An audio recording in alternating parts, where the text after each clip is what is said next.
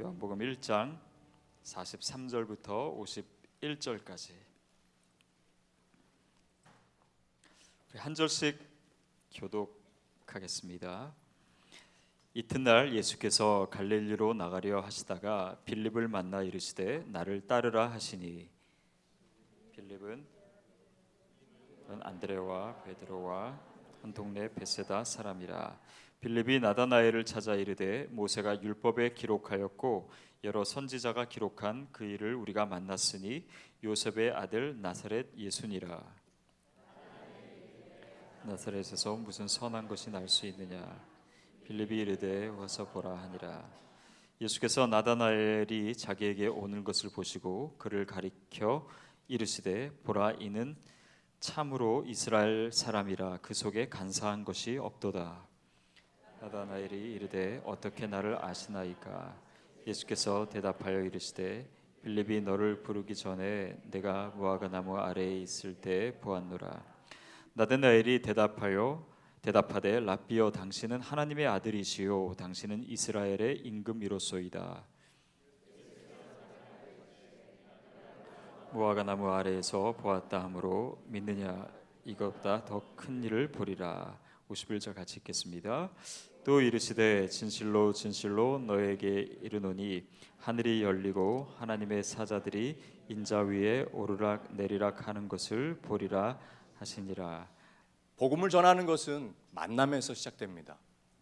전도의 시작은 주변에서 우리가 만난 예수님을 이야기하는 것에서부터 시작됩니다. 그래서 이야기를 많이 하는 분들이 여성이기 때문에 전도는 여성들이 더 많이 하게 되는 것 같습니다.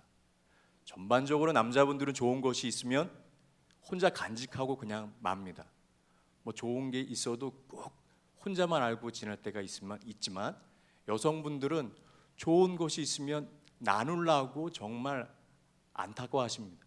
뭐 하나 좋은 거 제품이 있으면 그거 제품 소개해 주시려고 애를 쓰시고요. 좋은 사람 있으면 소개해 주시려고 너무너무 정말 최선을 다합니다.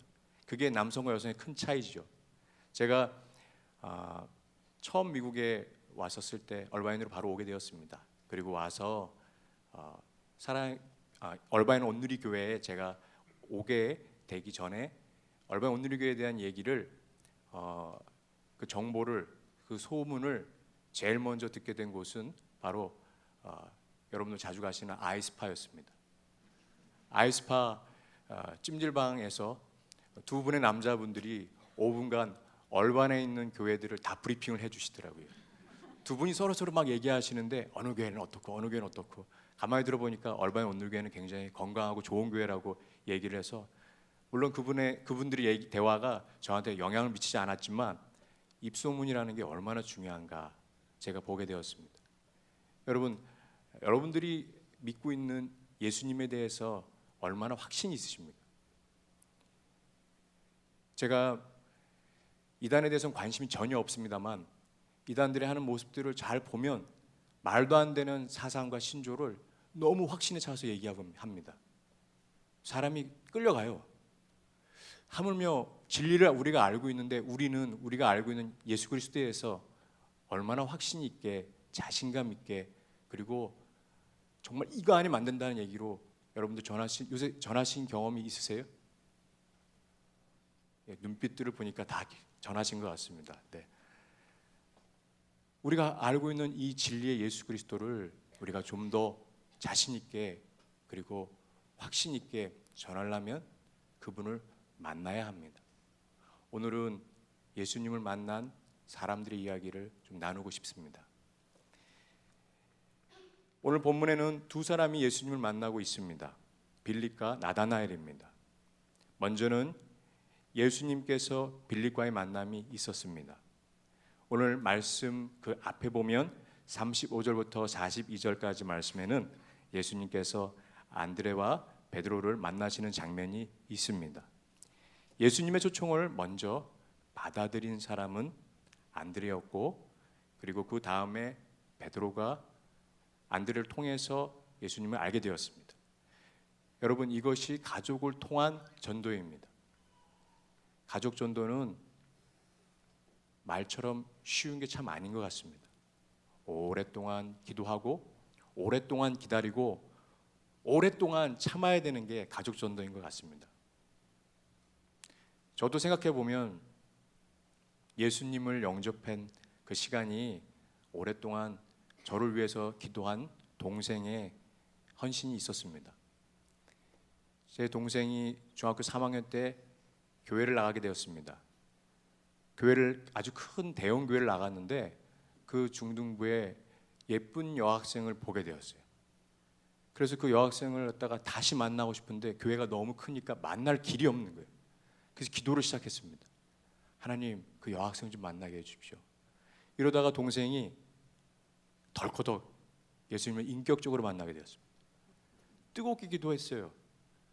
동생이 보니까 이불을 뒤집어 쓰고 뭐라고 중얼중얼 거리는데 보니까 그게 바로 식구들을 위한 기도였습니다. 그 가족을 위한 어머니와 아버지 그리고 저를 위한 형을 위한 기도가 응답되었습니다. 10년 후에 하나님께서 저희 가족에 찾아오셨어요. 하나님의 그 은혜가 한 사람의 동생의 기도를 들어주셨던 것을 제가 보게 됩니다. 여러분, 가족을 위한 기도는 굉장히 길게 그리고 끊임없이 어쩔 때는 언제 끝날까 하는 생각이 들 정도로 답답하지만 하나님은 우리의 기도를 들어주십니다. 아멘. 가족을 향한 기도가 여러분들 있으시다면 놓지 마십시오. 그 기도를 하나님이 꼭 들어주십니다. 예수님이 제자들을 만나시는 장면을 살펴보면 제각각인 것을 보게 됩니다. 안드레의 경우는 그의 스승이었던 세례 요한을 통해서 소개로 예수님을 만나게 되었습니다. 베드로는 자신의 형제인 안드레를 통해서 예수님을 알게 되었죠. 스승과 가족이 전도한 것입니다. 가까운 사람이 복음을 들어야 되는데 다시 한번 여러분들께 말씀드리고 싶은 것은 우리 주변에 가까운 사람이 복음을 들어야 되는 사람이 요 최근에 여러분 혹시 있는가 살펴보실 필요가 있습니다. 가장 가까이 있어서 너무 가까워서 놓치고 있는 사람이 예전엔 전했지만 지금 또 전해야 되는데 놓치고 있는 사람이 있는가 한번 살펴보시면 좋을 것 같아요. 그 사람도 주님의 복음이 필요한 자이기 때문에 우리 가까이 있는 분들을 한번 살펴볼 필요가 있는 것입니다. 예수님이 처음으로 안드레를 부르셨을 때 와서 보라라고 얘기하셨습니다. 너무 메시지 간단해요. 와서 보라라고 하는 강한 그 메시지에 사람이 끌려가게 되었습니다. 복음의 메시지는 복잡하지 않습니다. 아주 심플해요. 우리가 주님을 알아갈수록 더 단순하게 그분에 대해서 얘기할 수 있는가 또한 돌아볼 필요가 있는 것 같습니다. 43절과 44절에 보니까 베드로와 안드레 형제가 빌립과 한 동네에 살았기 때문에 세 사람은 자주 만났을 것입니다. 안드레가 신이 나서 메시아인 예수를 만났다고 얘기를 했을 것입니다. 자신에게 잔잔하게 오셔서 단호하지만 말씀 한마디 한마디마다 영광과 그리고 놀라운 은혜로 가득 찬 메시지를 전하시는 예수를 볼 때마다 감격했던 이야기를 아마 나눴을 것입니다. 베드로는 한 수 더 떴겠죠. 와우, 내가 정말 대단한 분 만났어. 너도 한번 만나봐. 이렇게 얘기했겠죠. 그 베드로의 호들갑을 보면서 안드레의 모습을 보면서 두 사람이 변한 것을 빌립이 보았을 것입니다. 그가 친구들이 얘기하는 것을 보면서 부러워했을 것입니다. 친구들을 변화시킨 그분, 친구들을 인생 가운데 180도 바꾸게 만든 그분이 누굴까라고 하는 마음의 사모함이 있었습니다. 사모함이 있으면 주님이 우리를 만나 주십니다. 이 수요일 날 밤에 여러분들 사모한 마음으로 이 자리에 나오지 않으셨습니까? 우리 안에 주님으로부터 오는 그 은혜가 그리고 그 평강이 저와 여러분들에게 말씀과 기도를 통하여 더 크게 역사하실 것을 기대합니다. 그렇습니다.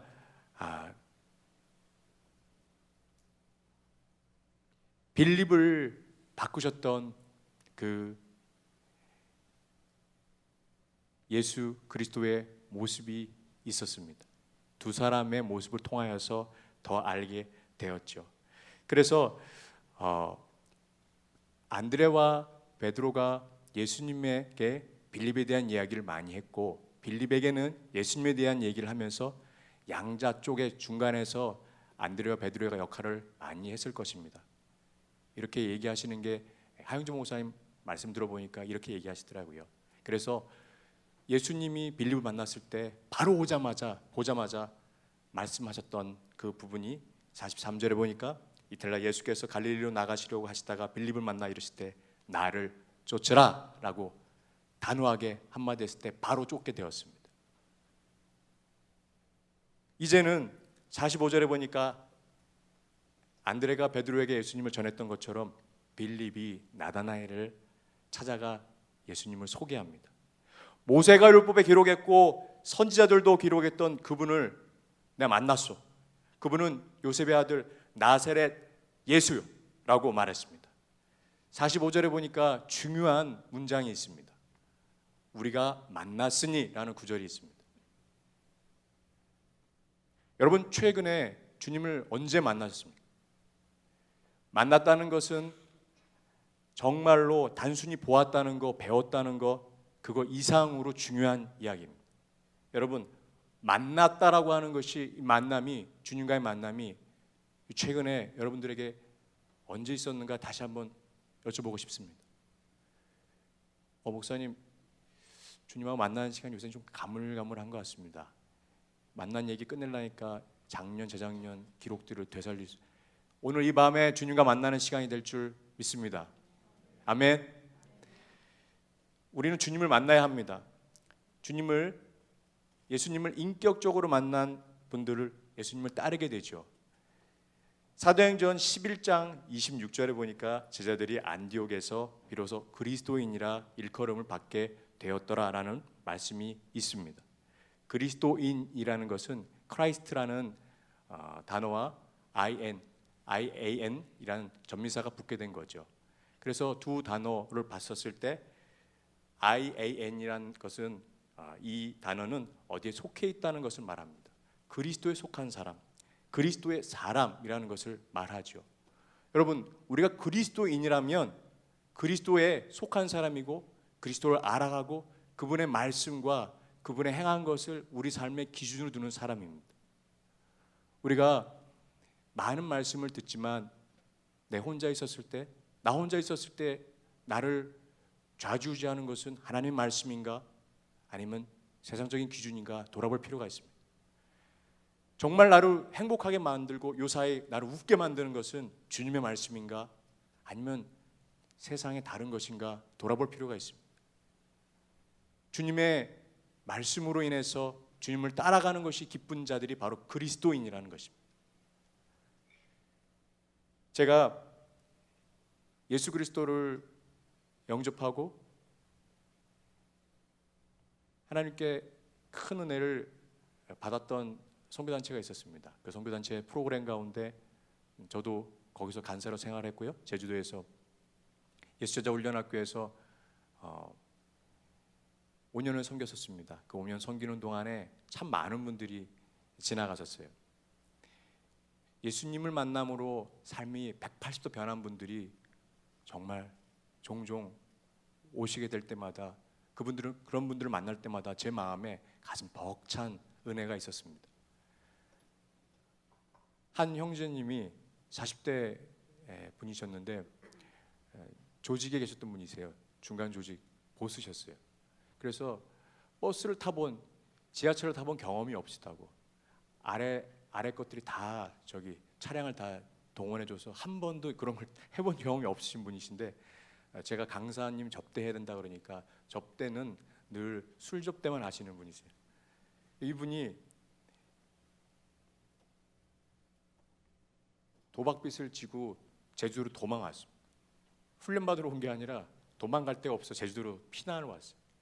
그래서 프로그램에 들어오셨는데 6개월 동안의 프로그램을 정말 우여곡절 끝에 마쳤습니다. 요한이라 하면 세례 요한인지 사도 요한인지 구별을 못하고 성경의 인물들은 처음 들어보는 인물들이었어요. 근데 이분이 예수님을 만나고 자기 삶 가운데 가장 중요한 것은 예수를 따르는 것이라는 것을 경험했었을 때 모든 걸 다 뒤로 하고 풀타임 사역자로서 무보수로서 제주도에서 섬겼었습니다. 제주도에 수많은 강사님들이 와서 아주 유명한 강사님들이 말씀을 전해주셔서 학생들이 변화도 되었지만 더 많은 경우는 이 간사님이 땡볕에 잡초를 뽑고 보수를 건물을 하면서 여름에 햇빛을 받으면서 일하는 모습으로 학생들이 변화했어요. 저분이 딱 보면 얼굴에 벌써 이 한쪽 구석에 흉이 있어요. 그 얼굴부터 눈빛이 일단 반은 일단 먹고 들어갈 정도로 정말 그 눈빛이 살기가 어리지만 그러나 어느 날 순간 보니까 사랑의 눈빛으로 변한 그분을 보면서 그분을 변화시킨 그 예수님에 대해서 더 알고 싶고 더 하나님 앞에 헌신하는 그 모습을 보면서 많은 분들이 감동을 받았습니다. 또 한 경우는 서울 온누리교회 장로님이 대기업의 임원이셨는데 다 내려놓고 학생으로 들어오셨어요.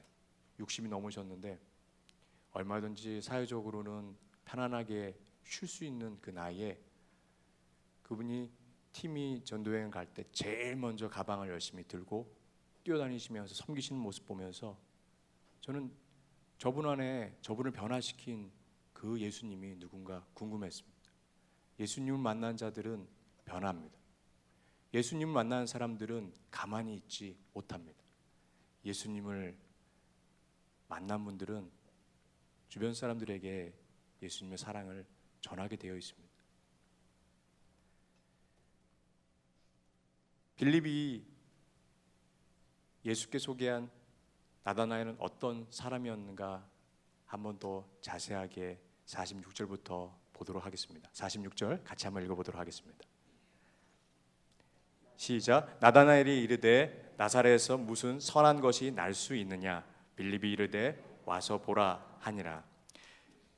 우리가 예수님을 전할 때 상대방의 반응이 냉소적일 때가 있습니다. 뭐 선한 게 있어요? 나사렛에서 뭐 선한 게 있어라고 얘기를 딱 들을 수도 있다는 겁니다. 당신이 네가 전하는 그 예수님이 뭐 대단한 게 있다고 너나 잘해 이런 얘기 들을 때가 있습니다. 그것은 잘못된 것인가요? 절대 아닙니다. 이것은 자연스러운 반응입니다. 복음을 제시할 때 쑥 받아들이는 일이 많을까요? 적습니다. 거의 대다수는 튕겨져 나갑니다. 그러니 여러분들 예수 그리스도를 전할 때 복음을 전하실 때 혹시 그 이야기를 듣는 사람 반응이 냉소적이고 그리고 차갑다면 그것은 자연스러운 거니까 걱정하지 마십시오. 그 일들이 있다는 것입니다. 그리고 생각해 보면 나다나엘을 보면서 우리가 다시 한번 보게 되는 것은 우리 살아가면서 참 선입견으로 사람을 판단할 때가 많다는 것을 보게 됩니다. 나사렛이라고 하는 동네가 얼마나 후지고 가난한 동네였으면 바로 나오는 게 이렇게 나왔겠습니까? 그러나 나다나엘의 이 반응이 나다나엘에만 그치는 게 아니라 혹시 우리도 그러지 않는가 볼 필요가 있습니다. 여러분 저희가 사람을 쳐다볼 때 새로운 사람을 소개받았을 때 그 이름 딱 듣는 순간에 벌써 떠오르는 게 두 가지입니다. 한국 사람이라면 본능적으로 떠오르는 두 가지가 있습니다. 뭘까요? 학연과 지연입니다. 벗어날 수가 없습니다. 여러분 예수님이 우리를 구원하실 때 학연과 지연을 따지시고 구원하셨나요? 아니요. 절대 그러지 않은데 우리는 벌써 사람을 쳐다볼 때 한국 사람이 어쩔 수 없다고 하는 부분이 있지만 저희라도 좀 그렇게 안 돼야 되겠다는 생각이 듭니다. 딱 떠오르는 게 학연과 지연으로 사람을 쳐다봅니다. 선입견으로 벌써 보죠.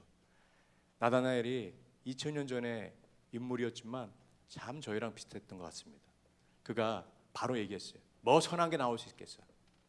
근데 놀라운 것은 예수님의 반응이 예수님의 그 모습이 뒤에 나오는 것처럼 예수님은 그 나다나엘을 공격하지 않으셨고 비난하지 않으셨다는 것입니다. 47절 말씀을 같이 한번 읽어보도록 하겠습니다. 47절 같이 읽겠습니다. 시작.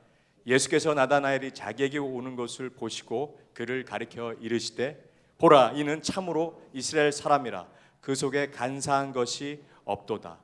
47절을 보니까 자신을 무시하는 예수님, 그 이야기를 들으신 예수님, 그 예수님은 화가 난 모습이 아니셨어요.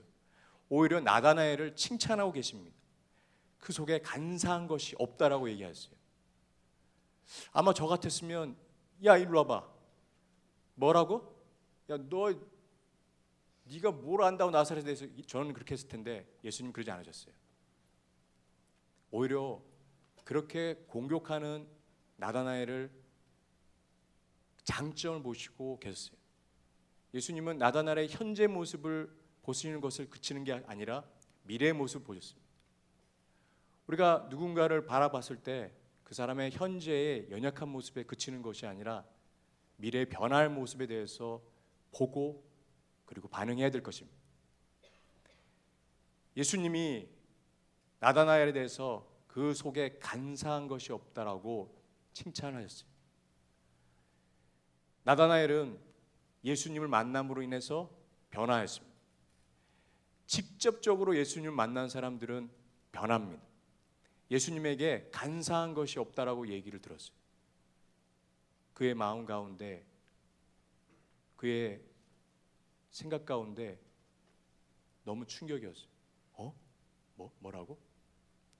48절 말씀도 한번 같이 한번 읽어보도록 하겠습니다. 같이 읽겠습니다. 시작. 나다나엘이 이르되 어떻게 나를 아시나이까? 예수께서 대답하여 이르시되 빌립이 너를 부르기 전에 내가 무화과 나무 아래 있을 때 보았노라. 여러분, 이스라엘 표현 가운데 이 48절에 무화과 나무 아래 있을 때라고 하는 구절이 바로 묵상하는 장면을 얘기하고 있는 것입니다. 나다나엘은 성경 말씀을, 구약의 말씀을 묵상하고 있었을 것입니다. 나다나엘은 그 말씀을 통하여서 자신을 비추어 봤을 것이에요. 어떤 말씀을 봤냐? 이 말씀은 51절에 보니까 하나님의 사자가 인자 위에 오르락 내리락 하는 것을 보리라 라는 그 말씀을 보면서 창세기 28장이 떠오르게 됩니다. 창세기 28장 말씀을 묵상을 하고 있었을 것입니다. 창세기 28장 말씀은 야곱의 이야기가 나옵니다. 자신의 형을 속이고 장자권을 취하고 형의 공격을 피해서 무작정 도망가는 그 야곱의 인생. 삼촌 집에 가는 길에 돌 베개를 뉘고 꿈을 꿨었을 때 하나님께서 나타나셨던 그 장면, 그게 바로 이 창세기 28장 말씀입니다. 야곱의 인생은 우리 인생이랑 비슷한 것 같습니다. 여러분들이 어떠한 이유로 이 이민자의 삶을 살고 계시는지 모르겠습니다. 제가 저희 교회에서 많은 분들을 신방을 합니다. 저희 교회는 신방을 교구에서 꼭 하게 되어 있습니다. 그래서 많은 분들을 만납니다. 많은 분들을 만나고 참 많은 이야기들을 제가 듣게 돼요.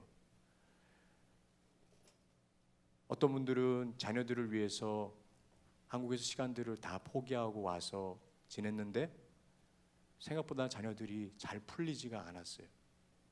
그래서 힘들어서 갖고 온 재산을 다 탕진하고 이제는 돌아갈 데가 없는 성도님의 이야기를 들으면서 그분의 한숨이 얼마나 크게 제 가슴에 와닿는지 모르겠습니다. 어떤 분은 보증을 잘못 쓰셔서 미국 땅으로 어쩔 수 없이 오셔서 정말 고생해서 살았는데 암이라는 판정을 받고 지금은 약을 쓸 돈도 없고 그래서 그냥 시간만 기다리시는 성도님을 만나서 기도해 줄 때 제가 그분의 이야기를 듣고 같이 울면서 격려해 드리고 나올 때 제 가슴 한쪽에서는 무너집니다. 어쩌면 우리 인생 가운데 저희가 좀 더 자녀들에게 좋은 환경을 주기 위해서 여러분들이 얼바인에 오신지 모르겠습니다. 그런 분들이 혹시 있을지 모르겠어요. 그런데 생각보다 자녀들의 성적이 많이 오르지 않고 또 한국에서 시간들이 복잡하게 진행될 때가 있어서 다시 돌아가야 될 때 돌아가지도 못하고 여기 있자니 있기도 힘든 시간이 된 분도 있을지 모르겠습니다. 야곱의 인생이 그런 시간이었어요. 창세기 그 말씀 가운데 나다나엘이 묵상했던 모습이, 나다나엘도 자신의 삶과 창세기에 나와 있던 야곱의 삶을 반추하면서 정말 하나님 뜻이 무엇인가 보게 되었습니다. 여러분, 무화과 나무 아래 있던 그 나다나엘을 예수님이 만나셨던 것처럼 우리가 우리 삶 가운데 일일이 다 얘기하지 못하는 고통 가운데 그리고 슬픔의 이야기들이 있었을 때 주님은 내가 너를 안다라고 얘기하고 계십니다. 제가 최근에 저희 아버님이 올 초에 류게릭병에 걸리셨다고 판정을 받았어요. 저희 어머님은 암으로 5년 전에 소천하시고 제가 그 이후에 공부하러 미국에 왔다가 저도 사역을 정말 하나님의 은혜로 시작하게 되어서 이제는 이 땅에 있는 성도님들을 제가 잘 섬기는 것으로 저의 사명을 여기고 열심히 사역하고 있는데 한국에서는 아버님이 혼자 계신 아버님이 점점 몸이 쇠약해지고 계세요. 친지들이 저한테 뭐 하는 거냐, 이 지금 미국에 와서 뭐 혼자 배부르게 있으려고 그러냐고 안 믿는 분들이, 안 믿는 친지들이 저한테 얘기할 때 가슴이 무너집니다. 그때 주님이 저한테 말씀하시는 게 내가 널 잘 안다. 무화과 나무 아래 있었을 때 네 모습, 나다나엘의 모습, 저희들의 모습, 저희들이 일일이 사람들한테 다 얘기하지 못하고 움켜줘야 되는 그 이야기에 대해서 주님은 잘 아신다고 말씀하고 계십니다. 우리가 이 이민 생활의 시간이 고통으로만 흘러가는 것은 아닌 것 같습니다. 성도님들을 뵙고 저한테 고백하시는 것은 목사님, 제가 힘이 드니까 더 주님을 찾게 되는 것 같습니다. 제가 더 힘이 드니까 더 기도하게 되는 것 같습니다. 제가 더 상황이 어려워지니까 새벽에 하나님 앞에 부르짖게 되네요 라고 말씀하시더라고요. 혹시 여러분들 주님 앞에 그런 기도 제목 갖고 나오신 분이 있다면 오늘 이 밤에 여러분들의 삶의 터닝 포인트가 되기를 예수님의 이름으로 축원합니다. 우리들의 삶 가운데 가장 궁극적인 문제를 해결할 수 있는 분은 주님밖에 없습니다. 그 주님이 내가 너를 잘 안다라고 말씀하고 계세요. 우리의 시간 가운데 이 자리까지 오게 된 것은 하나님의 섭리로 오게 된 것입니다. 하나님의 섭리의 관점으로 여러분들 삶을 살펴보십시오. 내가 뭐 때문에 이 자리에 오게 되었지만 하나님이 허락하지 않고서는 이 자리에 올 수가 없습니다. 하나님의 관점으로 여러분들이 보시고 그것은 더 주님이 나를 찾으라고 하시는 부르심이라는 것을 기억하셨으면 좋겠습니다. 그렇게 됐었을 때 49절에 보니까 나다나엘이 이렇게 고백을 합니다. 당신은 하나님의 아들이십니다. 당신은 이스라엘의 왕이십니다. 그 문제를 잘 안다라고 얘기했을 때 그 목소리를 들었던 나다나엘은 그 고백을 하였습니다. 주님이 우리에게 이런 문제를 주시고 어려운 환경과 상황들을 주시는 것은 이 고백을 듣기를 원하시는 것이기 때문입니다. 주님밖에 없습니다. 주님은 내 삶의 주인 되십니다. 주님은 제 삶의, 저희 자녀들의 삶의, 저희 부모님의 삶의 왕 되십니다. 그 고백을 듣기를 원하세요. 여러분, 얼바인 온누리 교회가 더 하나님께 더 많이 사랑받고 그리고 그동안 하나님의 그 은혜 안에 계속 성장해 오고 좋은 영향력을 미쳤는데 더 많은 영향력을 미치기 위해서 필요한 것은 저희들 자신이 한 사람 한 사람이 주님을 더 뜨겁게 만나는 것입니다. 주님께서 우리를 찾아와 주셔서 우리를 잘 안다라고 말씀하시며 그리고 우리와 함께 하십니다. 말씀을 맺고 싶습니다. 복음은 관계 가운데 저희 전하는 것으로 이어지게 됩니다. 우리 주변에 누군가 복음을 들어야 될 사람이 있습니다. 여러분, 하나님이 보여주시면 놓치지 마십시오. 받아들이지 않았더라도 전하십시오. 그리고 우리의 모든 삶의 상황을 주님이 우리보다 더 잘 알고 계십니다. 주님을 만난 사람들은 변화했습니다. 그 만남의 시작은 예수님을 인격적으로 만날 때 가능한 것입니다. 그 축복이 이 밤에 있기를 예수님의 이름으로 축원합니다.